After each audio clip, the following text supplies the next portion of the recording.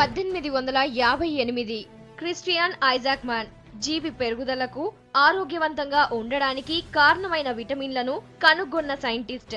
Netherland నీస్కెర్క్ లో ఆయన పుట్టింది ఈ రోజే. ఆయన పరిశోధనలతో కృత్రిమ విటమిన్లు అందుబాటులోకి వచ్చాయి.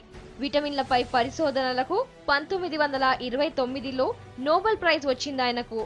బయాలజీతో పాటు ఫిజికాలజీలోనూ విస్తృత పరిశోధనలు చేసిన ఐజాక్ మ్యాన్ 1930 నవంబర్ 5న చనిపోయారు.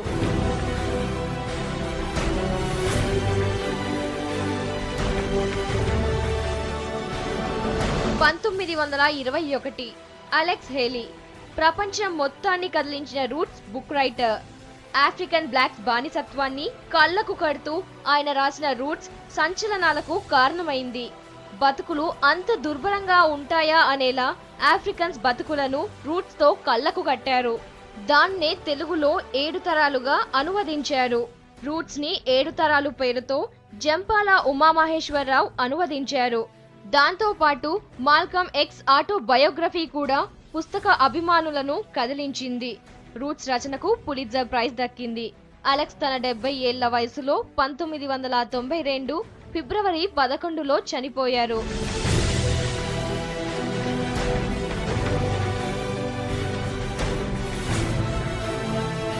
1961 దాద్రా నగర్ హవేలీ భారతదేశంలో కలిసిపోయిన ఒకప్పటి పోర్చుగీస్ పాలనలోని సరిహద్దులు అవి దేశంలో కలిసిపోయింది ఈ రోజే.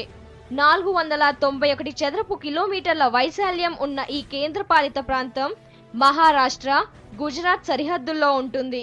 1779 నుంచి 1954 వరకు పోర్చుగీసు కాలనీగా ఉండేది. వర్తకం కోసం మరాఠా పీస్వాలు ఈ దీవిని పోర్చుగీస్ వాళ్ళ చేతుల్లో పెట్టారు. స్వాతంత్ర్యం తర్వాత దాని దేశంలో విలీనం చేశారు.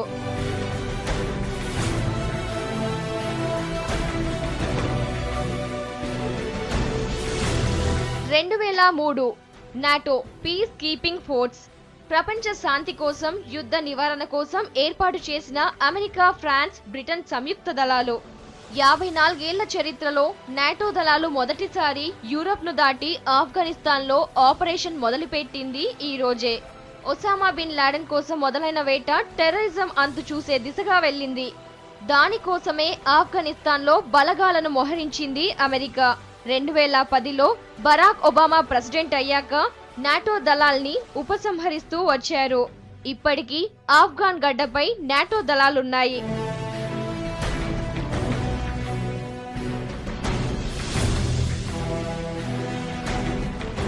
2008 ఒక పథకం దేశ క్రీడా వ్యవస్థను నిద్రలేపింది. కోట్లాది మంది క్రీడాకారులు లక్ష్యాన్ని గుర్తు చేసింది. అదే Abhinav Bindra gold medal in Olympics. Beijing Olympics లో అభినవ్ బింద్రా షూటింగ్ లో స్వర్ణ పతకం సాధించింది ఈ రోజే. వ్యక్తిగత విభాగంలో స్వర్ణ పతకం రావడం భారత్ కు ఇదే తొలిసారి. 100 ఏళ్ల ఒలింపిక్స్ చరిత్రలో వ్యక్తిగత స్వర్ణం రావడం దేశానికి ఇదే తొలిసారి.